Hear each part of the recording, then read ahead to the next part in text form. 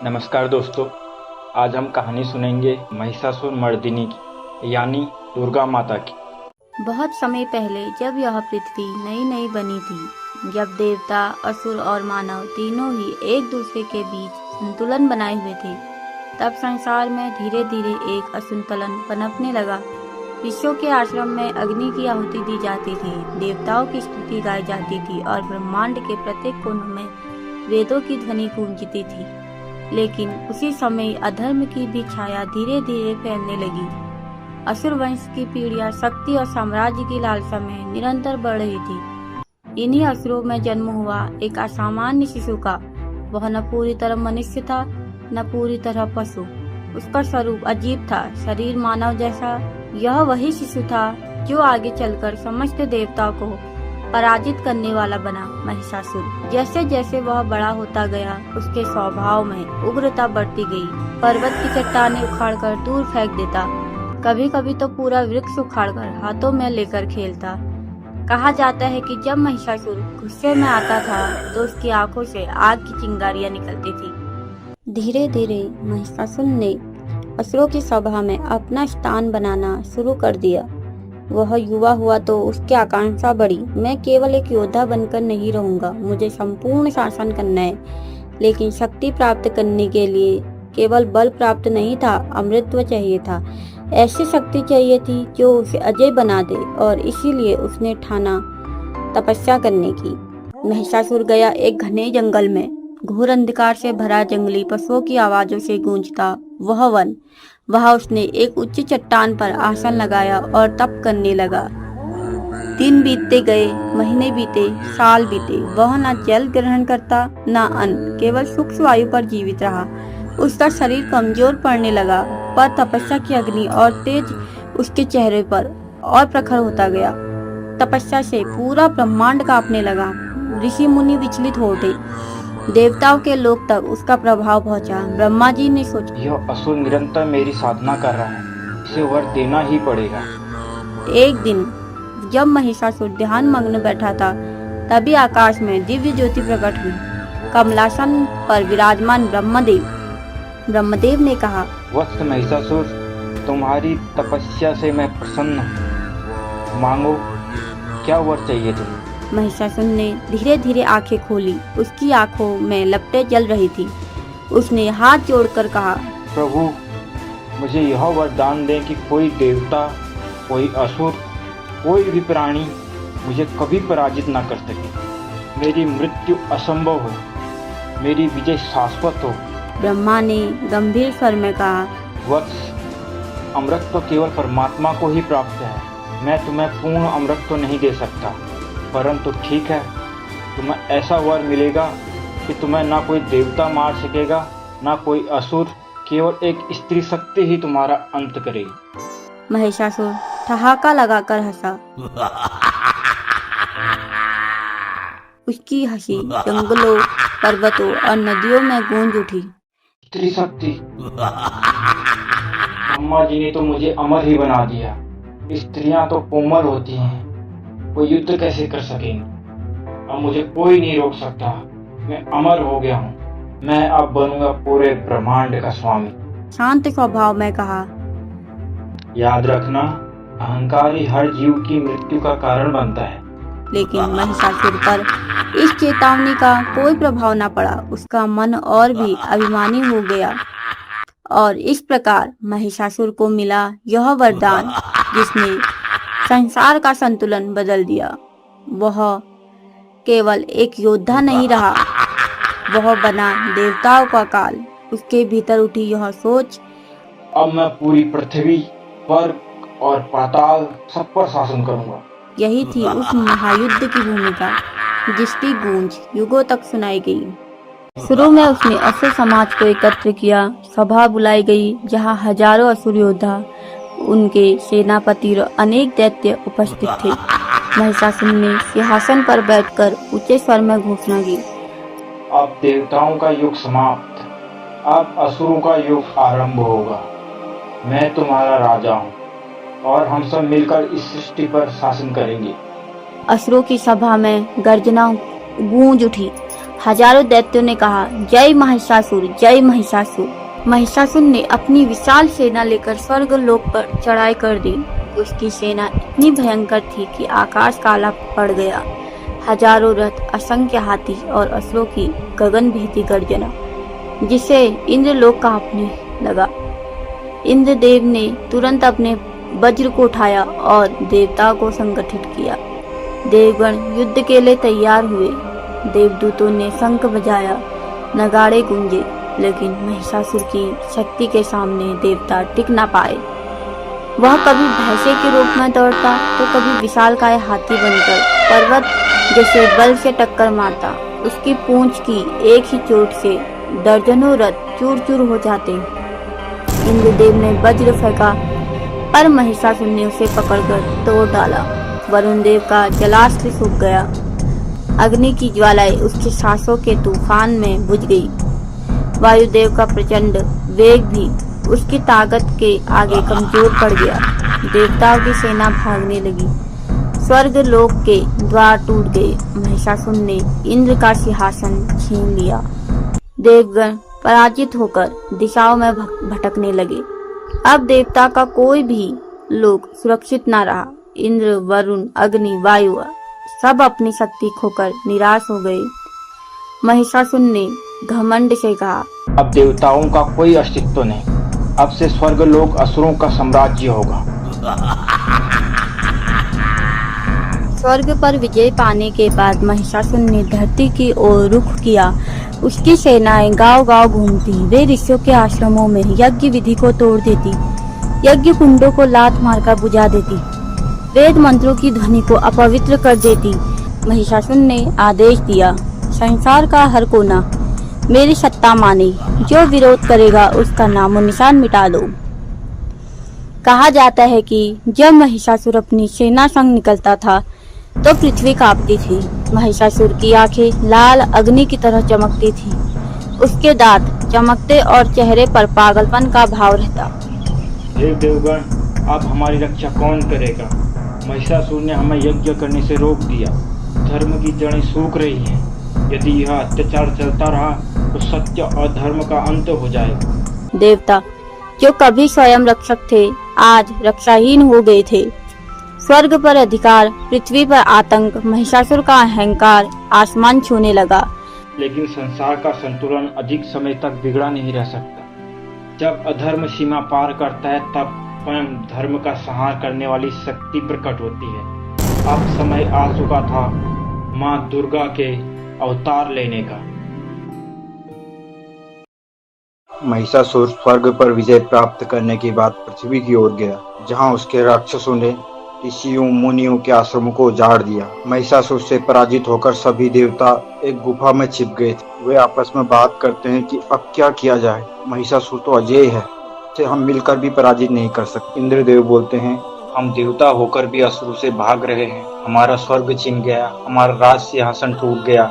महिषासुर का अत्याचार दिन प्रतिदिन बढ़ता जा रहा है। हमारे हर अस्त्र शस्त्र को महिषासुर ने बेकार कर दिया। आखिर हम कितने दिन तक छिपते रहेंगे? तभी वरुण देव ने कहा, तुम्हारी बात सत्य है, लेकिन ब्रह्मा का वरदान उसे अजेय बनाए हुए है। देवता या असुर कोई भी उसका वध नहीं कर सकता, इसलिए हमारी सारी शक्तियां व्यर्थ हो गई हैं। तभी अग्निदेव ने कहा, हमारे यज्ञ बुझ रहे हैं, ऋषियों की तपस्या टूट रही है। यदि यह क्रम चलता रहा तो धर्म का नामो निशान मिट जाएगा। हमें किसी उच्च शक्ति की शरण लेनी होगी। देवताओं ने आपसी विचार विमर्श करने के बाद निर्णय लिया, अब हमें त्रिदेवों यानी ब्रह्मा, विष्णु और महेश की शरण में जाना होगा। केवल वही एक उपाय बता सकते हैं।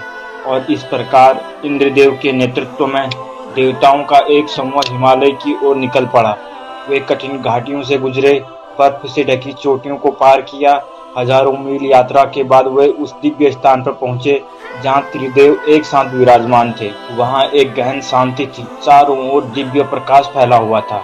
ब्रह्मा, विष्णु और महेश। तभी इंद्रदेव ने उदास स्वर में कहा, हे जगत के रचयिता ब्रह्मा, हे पालक विष्णु, हे संहारकर्ता महेश, हमारी रक्षा कीजिए। महिषासुर ने स्वर्ग छीन लिया है। हम देवता चारों दिशाओं में भटक रहे हैं। ऋषियों के यज्ञ नष्ट हो रहे हैं। धर्म टूट रहा है।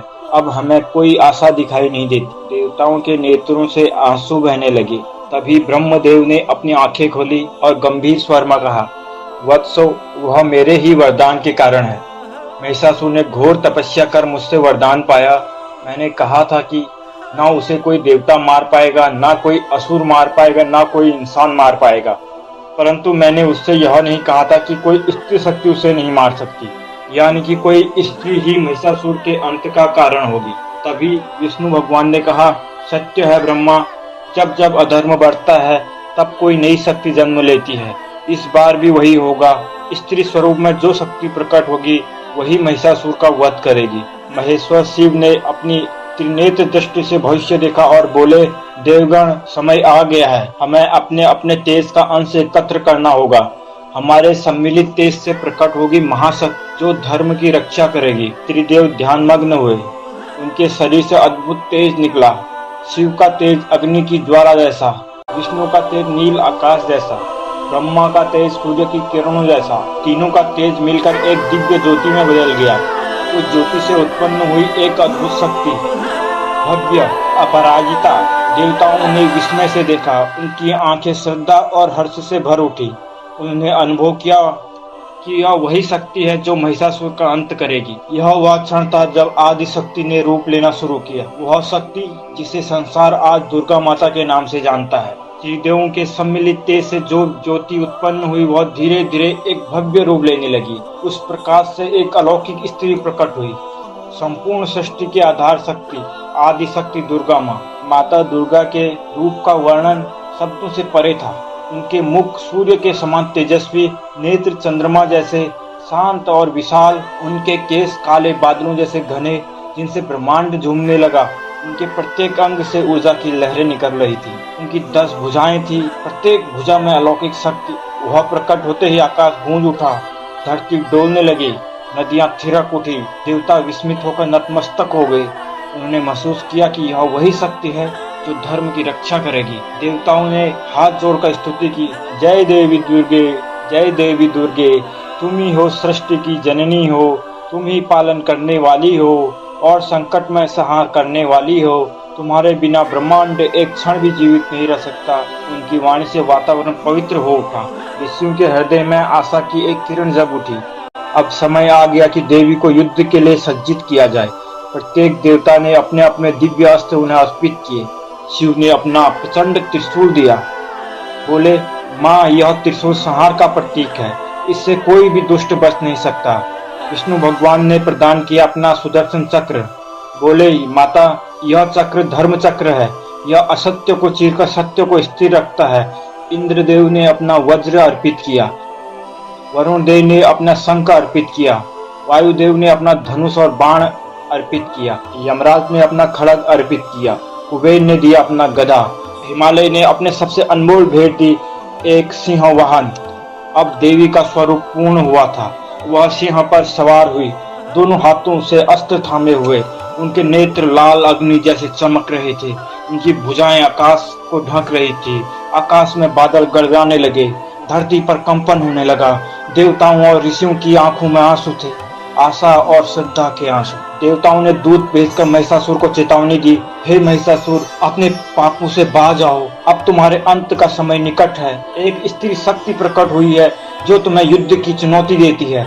महिषासुर ठहाका लगाकर हंसा, स्त्री शक्ति, हा हा हा हा, मुझे डराने के लिए तुम यह नई कहानी बना रहे हो। याद रखो, मैं अजय हूँ। कोई स्त्री क्या कर लेगी मेरे सामने? स्त्री तो कोमल होती है। उसकी हंसी से स्वर्ग और पृथ्वी कांप उठी। पर वह नहीं जानता थी कि वह स्त्री शक्ति कोई और नहीं, वह थी आदि शक्ति दुर्गा माता। अब उसके विनाश का अंतिम समय निकट आ चुका था।